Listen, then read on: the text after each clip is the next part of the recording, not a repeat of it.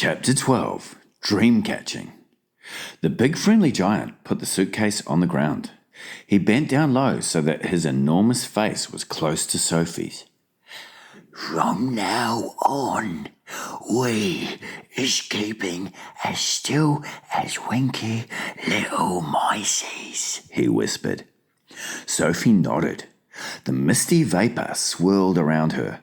It made her cheeks damp and left dewdrops in her hair.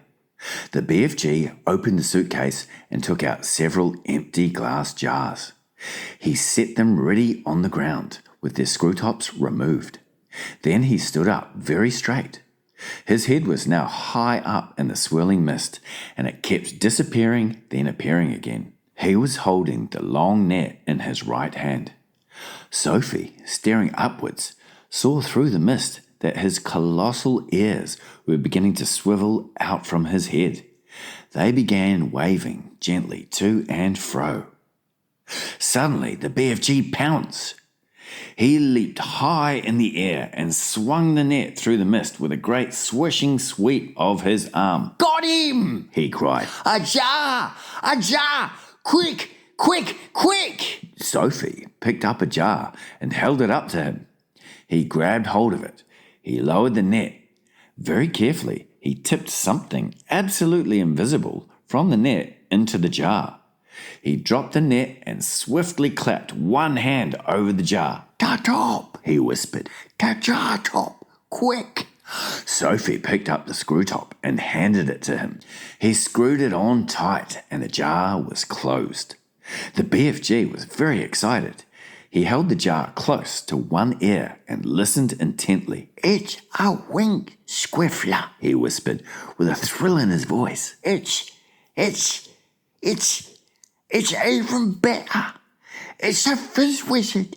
It's a golden fizz wizard." Sophie stared at him. Oh my, he said, holding the jar in front of him.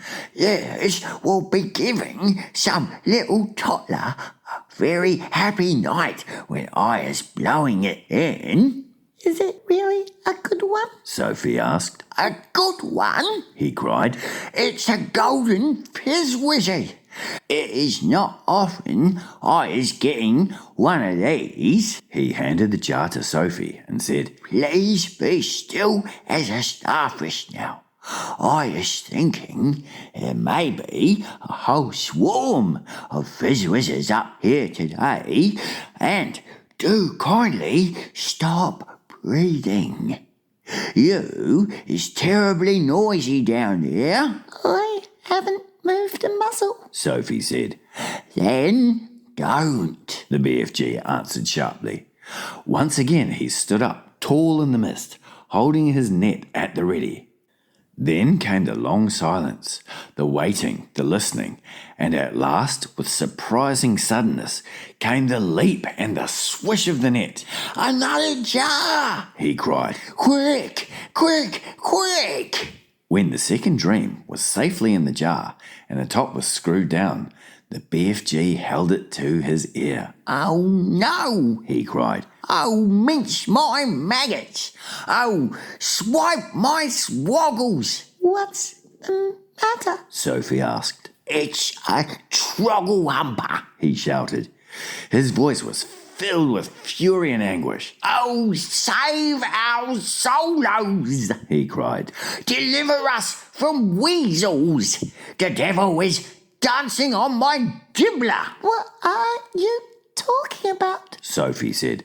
The BFG was getting more distressed every moment. "Oh, bash my eye bones!" he cried, waving the jar in the air. "I come all this way to get lovely golden dreams, and what is I catching?" "What are you catching?" Sophie said. "I is catching a frightsome troggle humper," he cried. "This is a bad, bad dream.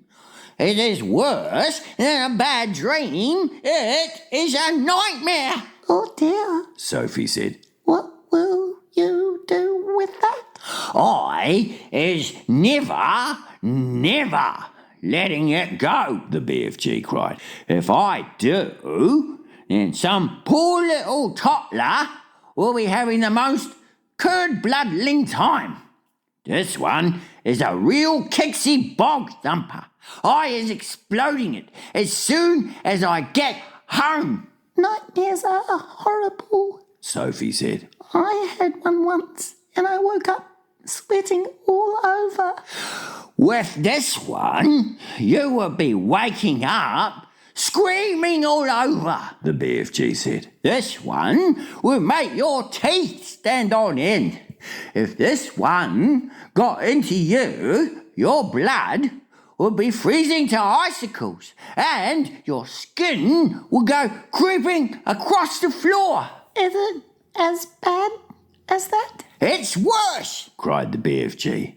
This is a real whoopsie grob switcher. You said it was a trouble humper. Sophie told him. It is a troggle humper, Cried the exasperated BFG. but it is also a bog thumper and a grob switcher. It is all three riddled into one. Oh, I is so glad I is clutching it tight. Ah, you wicked beastie, you! He cried, holding up the jar and staring into it. Never more is you going to be bunk doodling your poor little human beanie toddlers. Sophie, who was also staring into the glass jar, cried out. I can see it. There's something in there. Of course there's something in there. The BFG said. You is looking at a frightsome troggle humper. But you told me dreams were invisible. They is always invisible until they is captured. The BFG told her. After that, they is losing a little of their invisibility. We is seeing this one very clearly. Inside the jar, Sophie could see the faint scarlet outline of something that looked like a mixture between a blob of gas and a bubble of jelly. It was moving violently, thrashing against the sides of the jar and forever changing shape. It's wiggling all over the place. Sophie cried. It's fighting to get out. It'll bash itself to bits.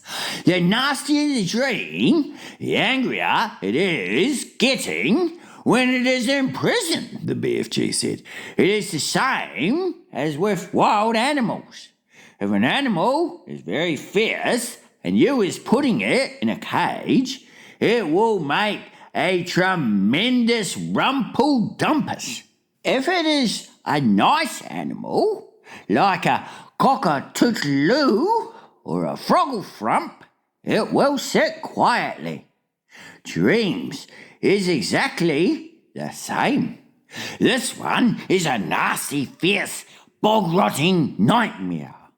Just look at him, splashing himself against the glass. It's quite frightening. Sophie cried. I would be hating to get this one inside me on a darksome night, The BFG said. So would I. Sophie said.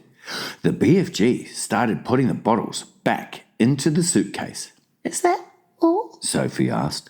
Are we going?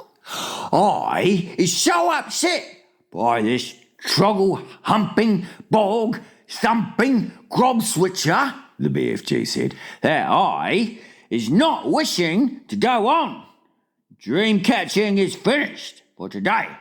Soon Sophie was back in the waistcoat pocket and the BFG was racing home as fast as he could go. When at last they emerged out of the mist and came again onto the hot yellow wasteland, all the other giants were sprawled out on the ground, fast asleep.